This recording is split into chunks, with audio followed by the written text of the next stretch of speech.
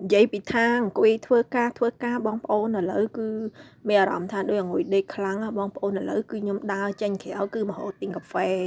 អ៊ំដែលជាម៉ួយដែលយើងទិញធ្លាប់ទិញរាល់ដងអញ្ចឹងណាហើយកាហ្វេរបស់គាត់បងប្អូនគឺ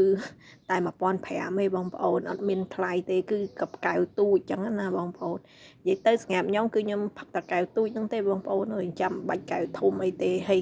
មួយកែវទូចនេះត1500ទេនិយាយទៅធូរថ្លៃស្ងាត់យើងដែលអត់មានលុយអញ្ចឹងណាបងប្អូន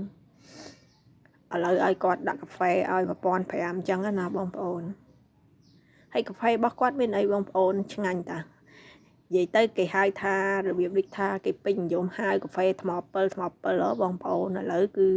រួចហើយបងប្អូននេះត1500បងប្អូនគឺរួចរាល់និយាយទៅត1500គឺអាចធ្វើឲ្យយើងស្វាងអញ្ចឹងណាបងប្អូន